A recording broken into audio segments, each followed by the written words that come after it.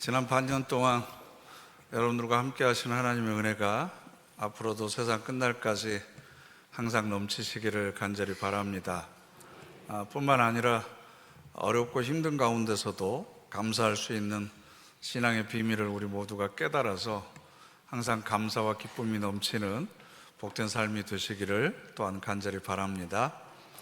오늘은 사도 바울이 빌립보 교회에 보낸 편지의 일부를 우리가 함께 읽었는데요. 사도 바울의 삶을 표현하는 단어가 있다면 고통과 감사입니다.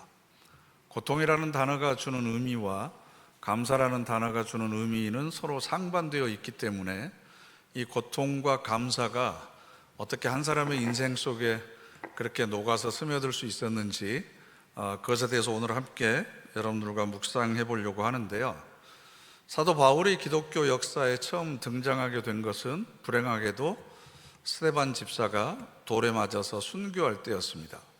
이때 바울은 사울이었었는데 본명이 그 끔찍한 폭력의 현장에서 가해자 중에 한 사람으로 동참하고 있었습니다. 예수를 믿기 전에 사도 바울이 어떤 삶을 살았는지는 여기저기 단편적으로 기록되어 있는데요. 헬라인이었고 베냐민 지파였습니다. 유대인이었고 베냐민 지파였습니다. 그리고 그때 당시에 헬라의 유명한 스승이었던 가말리엘의 문화에서 헬라 철학을 공부했었고 또 신앙적으로는 율법을 엄격하게 지키는 바리새파 사람이었습니다. 그리고 소수의 사람들만 가지고 있다는 로마의 시민권을 가지고 있는 특권층에 속한 사람이었습니다. 그러니까 종교적으로도 정치적으로도 그리고 신분적으로도 굉장히 전도가 유명한 청년이었는데 예수님을 만나고 나서 그의 인생의 방향이 180도로 바뀌기 시작합니다. 그래서 이전에는 다른 사람보다 더 나은 스펙으로 여겼던 모든 것들을 배설물처럼 버려버렸습니다. 그리고 예수님을 만난 후에 오히려 좁은 길, 고난의 길, 십자가의 길을 자처하면서 걸어갔습니다. 고린도 후서 11장을 보면 그가 겪었던 고난에 관해서 고린도 교인들에게 잠깐 소개하는 장면이 있는데 너무나 구체적이고 생생합니다. 유대인들에게서 40에서 하나 감한매를 5번 맞았으며 유대인들은 40이라고 하는 숫자는 부족함이 없는 완전한 수이기 때문에 사람이 40대를 맞으면 죽는 줄 알았습니다. 그래서 가장 큰 중형이 40대에서 한 대를 빼서 39대만 때리는 거예요. 회당에서 행할 수 있는 가장 무서운 형벌이었는데 그렇게 39대 태장을 5번 맞았습니다. 3번 태장으로 맞고 1번은 돌로 맞고 3번 파선하고 일주일을 깊은 바다에서 지냈으며 여러 번 여행하면서 강의 위험과 강도의 위험과 동족의 위험과 이방인의 위험과 시내의 위험과 광야의 위험과 바다의 위험과 거디 형제 중에 위험을 당하고 또 수고하며 애쓰고 여러 번 자지 못하고 줄이며 목마르고 여러 번 굶고 춥고 헐벗었노라. 저는 이 구절을 읽을 때마다 이런 고난을 겪지 않고 신앙생활을 할 수 있다고 하는 것이 얼마나 큰 복이고 감사인지를 새삼스럽게 깨닫습니다. 내가 하나님을 믿는 믿음으로 인해서 평생 이런 고난을 겪어야 된다면 아마 포기하는 분들이 훨씬 더 많을 겁니다. 물론 지금도 선교 현장에서 이런 고난을 겪고 계시는 분들이 계시기는 합니다. 그래서 바울이 평생 겪었던 이 고통을 3가지 차원에서 설명할 수 있는데요. 첫 번째는 육체적인 고통이었습니다. 고린도후서 12장을 보면 내 육체의 가시 곧 사탄의 사자를 주셨다라고 고백합니다. 얼마나 그 고통이 컸던지 사탄의 사자 같았다. 그래서 사도 바울은 하나님 앞에 간절하게 3번이나 간구합니다. 기도의 내용은 나와 있지 않지만 하나님, 제가 하나님의 이름으로 그리스도의 부활의 능력을 힘입어서 죽어가는 사람도 살리는데 왜 내 병 하나는 내가 고치지 못하고 이렇게 고통 가운데 살아야 됩니까? 저를 고쳐주셔서 제가 더 열정적이고 열심히 최선을 다해서 하나님의 사역을 감당하게 해주십시오 라고 간절하게 기도했습니다. 그랬더니 하나님께서 안 고쳐주셨습니다. 왜냐하면 너의 약함 가운데서 내 능력이 더 크게 나타날 수 있다. 그래서 평생 동안 이 사탄의 가시와 같은 질병을 몸에 지고 살았습니다. 두 번째로는 종교적이고 정치적으로 심한 박해를 받았습니다. 고린도후서 12장을 보면 그러므로 내가 그리스도를 위하여 약한 것들과 능욕과 궁핍과 박해와 곤고를 기뻐한다 라고 기록하고 있습니다. 방금 전에 말씀드렸던 40에서 하나 뺀 매를 맞은 것은 유대인들에게 회당에서 당한 최고의 형벌이었습니다. 그리고 그 뒤에 태장이라고 해서 채찍질로 맞은 것이 나오는데요, 채찍질하는 것은 로마의 형벌입니다. 그러니까 유대인들에게 종교적으로 박해를 받았을 뿐만 아니라 정치적으로는 로마 사람들로부터 박해를 받았습니다. 심지어는 돌에 맞아서 사람들이 죽은 줄 알고 성 밖에다 내다 버렸는데 기절해 있었거든요. 그래서 깨어나기도 합니다. 이건 동족들한테 집단 테러를 당하는 것과 같습니다. 그때 당시에는 그리스도인들이 소수였기 때문에 사회적으로도 차별과 혐오와 폭력의 대상이었습니다. 그리고 감옥에도 여러 번 갔습니다. 뿐만 아니라 교인들로부터도 많은 오해와 비난을 받았습니다. 사도가 맞느냐? 그리고 전파하는 내용이 거짓은 아닌가? 글에는 힘이 있지만 말하는 것은 영 어눌한 걸 보니까 그의 글이 본인이 쓴 게 맞는 건지, 뿐만 아니라 헌금을 유용했다는 모함까지 들어야만 했습니다. 이렇게 육체적으로 그리고 종교적 정치적으로도 고통이 있었지만 사도 바울에게 가장 심한 고통은 교회 때문이었습니다. 자기가 복음을 전하고 세웠던 교회가 건강하게 성장하는 것이 아니라 거짓 사도들이 들어와서 거짓 복음을 가르치고, 그리고 그것에 미혹돼서 교인들이 서로 분파가 나누어지고 싸우고 있다는 소식을 여기저기서 들었습니다. 그래서 고린도후서 11장 28절 말씀을 보면 아직도 날마다 내 속에 눌리는 일이 있으니 곧 모든 교회를 위하여 염려하는 것이라. 내 속에서 계속 내 마음을 무겁게 짓누르고 있는, 결코 벗어날 수 없는 고통이 있었는데 그게 바로 교회를 위해서 걱정하는 것이었습니다. 이것은 본인이 당하는 육체적인 고통이나 외부에서 나에게 가해지는 박해나 핍박보다도 더 큰 심적인 무게를 가지고 있었습니다.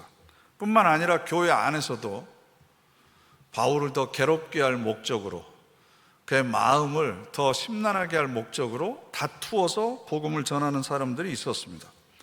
빌립보서 1장 17절 말씀을 보면 그들은 나의 매임에 괴로움을 더하게 할 줄로 생각하여. 지금 바울이 감옥에 갇혀 있잖아요. 지금 매여 있는데 어떻게 하면 감옥에 갇혀 있는 바울을 더 괴롭게 할 수 있을까?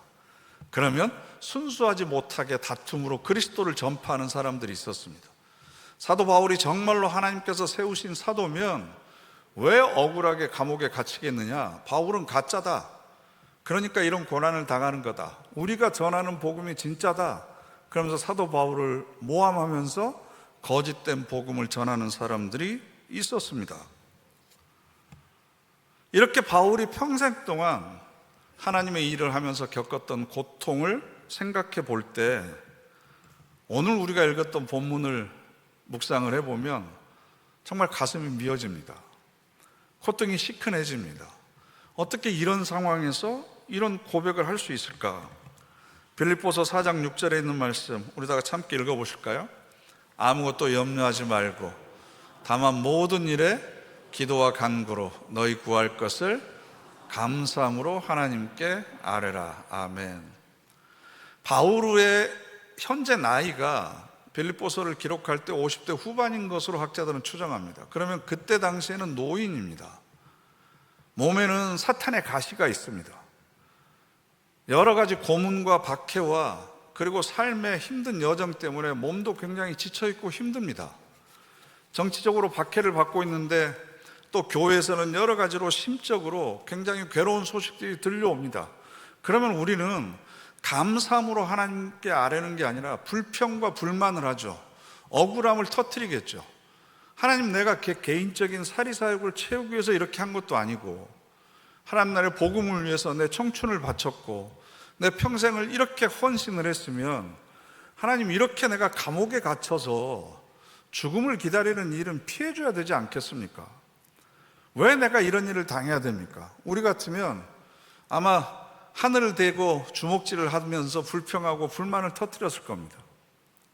지난 반년 동안 여러분들도 여러분 나름대로 힘들고 수고하시면서 이 자리에 오셨는데, 여러분들은 그 고통과 고난 가운데서 얼마나 많은 감사를 하나님께 드렸습니까? 내가 과연 맥주 감사주의를 보내면서 하나님 앞에 드리는 감사의 제목은 과연 무엇입니까? 우리가 감사에 대해서 착각하는 것 중에 하나가, 감사는 감정이 아니라 태도라는 겁니다. 반사적인 감정이라고 생각합니다. 내가 원하는 것이 이루어지거나, 또 내가 원하는 대로 환경이 바뀌거나, 내가 그렇게 기다리고 있던 소원이나 목표가 이루어지면 우리는 그런 환경의 변화에 대한 조건적인 반사로 내 감정이 생기는 것, 이것을 우리는 감사라고 생각합니다. 그러다 보니까 6개월을 지나도 별로 감사할 일이 없는 거죠. 그러나 감사는 스스로 선택하는 삶의 태도입니다. 감정에 좌지우지 되는 것이 아니라 의지적으로 선택하는 겁니다. 주어진 환경에 내가 어떤 태도를 가지고 반응할 것인가를 내가 선택하는 겁니다. 여러분, 똑같은 환경이라고 하더라도 모든 사람들이 다 감사하는 건 아니잖아요. 그죠? 똑같은 환경이라고 해서 모든 사람들이 다 불평하는 건 아니잖아요. 많은 사람들이 불평하는 가운데서도 감사하는 사람이 있고, 많은 사람들이 감사하는 가운데서도 불평하는 사람이 있습니다. 이건 환경과 조건의 문제가 아니고 내가 어떤 태도를 선택하느냐의 문제입니다. 그러면 어떤 태도를 선택하느냐, 이건 어떻게 결정되느냐?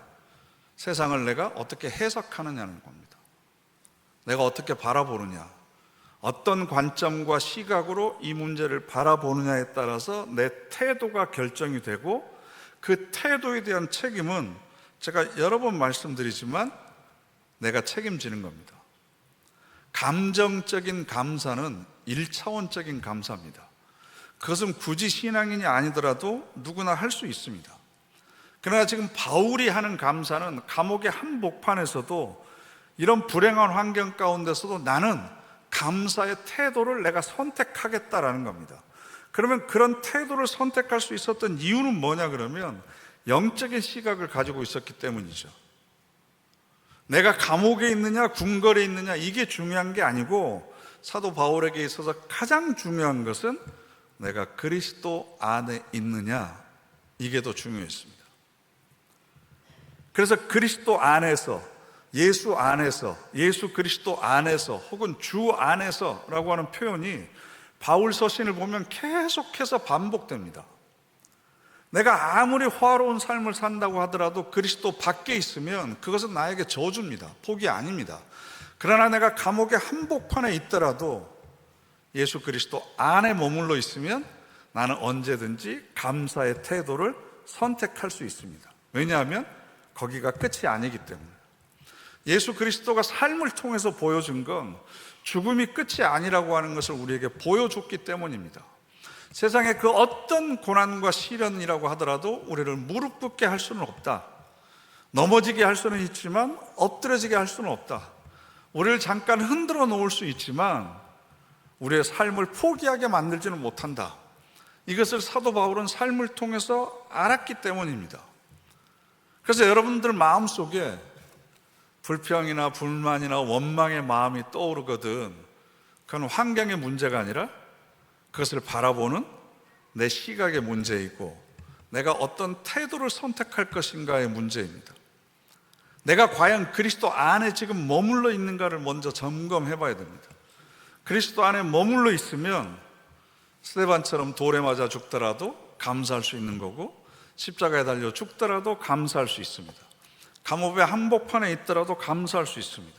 그래서 감사는 마음의 습관이고 영적인 훈련입니다. 그리고 감사하게 되면 깊은 우리가 신비의 체험을 하게 되는데요, 빌립보서 3장 10절 말씀을 보면 내가 그리스도와 그 부활의 권능과 그 고난에 참여함을 알고자 하여 그의 죽으심을 본받는다라고 되어 있습니다.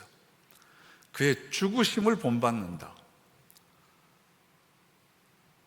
예수님께서 기적을 행하셨던 능력을 본받는 게 아니고, 무리를 걸으셨던 그 능력을 본받는 것도 아니고, 죽으심을 본받는 비결이 뭐겠습니까? 죽어야만 부활에 참여할 수 있기 때문입니다. 고난을 거쳐야만 기쁨에 참여할 수 있기 때문에 그렇습니다. 그리고 그 고통을 깊게 겪어본 사람만이 내 삶을 사랑할 수 있고, 다른 사람의 고통에 참여할 수 있고, 그리고 모든 것을 사랑할 수 있는 사람으로 변화되기 때문에 그렇습니다. 여러분, 혹시 아파서 입원해 보신 적이 있으신가요? 아파서 입원을 해보면 내가 두 발로 걸어 다닐 수 있다는 것이 얼마나 감사한지 모릅니다. 평안할 때는 당연한 것으로 생각했던 모든 것들이 다 감사합니다. 내가 먹고 싶은 것을 내 발로 걸어가서 집어서 내가 먹을 수 있다는 것이 또 얼마나 감사한지 모릅니다. 화장실을 갈 수 있고, 내가 자고 싶은 시간에 잘 수 있고, 심지어는 맑은 하늘을 내가 볼 수 있다는 것도 얼마나 감사한 건지 모릅니다. 고통을 겪어본 사람만이 진정한 감사를 할 수 있습니다. 고통의 깊이만큼 기쁨과 감사의 깊이가 달라지는 겁니다. 그래서 오늘 설교의 제목이 통쾌한 감사입니다. 통쾌한 감사. 여러분, 주보에는 한자가 오자가 생겼는데요, 이 통자라고 하는 것이 통할 통자가 아니고 통증, 아픔할 때의 통자입니다.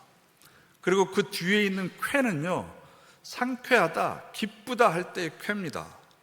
그러니까 우리가 통쾌한 건 그만큼 통이 깊고 커야만 뒤에 느끼는 쾌도 깊고 크다는 겁니다.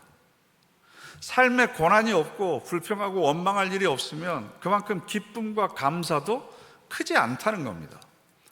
바울이 감옥의 한복판에서 드렸던 감사가 그렇게 큰 감사이고 깊은 감사일 수 있었던 이유는 그가 통을 많이 겪었기 때문입니다. 고난이 깊었기 때문에 그가 그 감옥의 한복판에서 드렸던 그 감사가 자신의 삶의 전 존재를 담고 있는 깊이 있는 감사였기 때문에 지금도 우리들에게 시대를 뛰어넘어서 깊은 감동을 주는 이유가 바로 여기에 있습니다. 그래서 감사할 줄 아는 마음은 우리들의 삶이 신비로 가득 차 있다는 것을 또 깨닫게 해줍니다. 깊은 어둠 속에 있었던 사람은 새벽 하늘에, 옛날에는 그걸 금성이라고 불렀는데요, 새벽 하늘에 유독 반짝이는 작은 별이 있습니다. 그 별이 얼마나 반가운지 깊은 밤을 지새본 사람은 알 수 있습니다. 속 편하게 아침까지 자는 사람은, 그 깊은 어둠을 경험해 보지 않은 사람은 그 작은 빛의 소중함을 깨닫지를 못합니다. 외로움에 사무쳐 있는 사람은 상대방이 의미 없이 베풀어주는 작은 친절이나 환대가 얼마나 고마운지 외로움에 지쳐본 사람만이 깨달을 수 있습니다. 경제적으로 궁핍한 사람은 작은 베품과 나눔이 얼마나 소중하고 감사한지를 삶을 통해서 경험하게 됩니다. 때로는 우리가 무기력감, 우울감에 빠질 때도 있습니다. 그럴 때면 밝게 피어있는 꽃 한 송이가, 그리고 맑은 하늘이, 그리고 뜨겁게 빛나는 태양이 우리에게 얼마나 큰 에너지를 줄 수 있는지 그것을 깊이 체험을 하게 되는 겁니다. 그래서 감사하는 마음의 신비는 모든 것, 모든 일에 보이는 것뿐만이 아니라 보이지 않는 것에도 감사할 줄 아는 마음을 알게 되는 거죠. 그래서 마이스터 에카르트라고 하는 중세 유명한 신비가가 있는데요, 영성가가 이런 얘기를 했습니다. 우리 평생 유일한 기도가 감사합니다, 이거 하나면 충분합니다. 내가 살아오면서 그렇게 많은 고난과 시련과 어려움을 겪었지만, 통이 컸지만, 그럼에도 불구하고 그것을 뛰어넘을 수 있는 쾌, 기쁨과 감사를 우리가 하나님 앞에 드릴 수 있다면 아마 그런 우리의 모습을 보고도 하나님께서는 고마워하실 것 같아요. 대견히 여기실 것 같고, 야, 참 장하다, 뿌듯한 마음을 가지실 것 같습니다. 내가 그리스도 예수 안에 머물러 있으면, 내 삶의 존재의 기반이 하나님께 뿌리를 두고 있으면 우리는 어떤 고통의 상황 가운데서도 통쾌한 감사를 하나님 앞에 드릴 수 있습니다. 이 신앙의 신비를 깨닫고 삶을 통해서 하나님께 영광 돌려드리는 저와 여러분 되시기를 간절히 바랍니다. 기도하겠습니다. 이 시간 우리 다 같이 합심해서 결단의 기도 드리겠습니다. 거룩하신 하나님, 우리들의 삶 가운데서 염려와 걱정과 불안이 있지만 그래도 모든 일에 감사함으로 하나님께 나아갈 수 있는 믿음을 허락하여 주시기를 바랍니다. 그래서 항상 우리들의 삶이 고통보다는 그것을 뛰어넘는 감사와 기쁨으로 충만케 하여 주시옵소서. 우리 다 같이 합심해서 결단의 기도 드리겠습니다.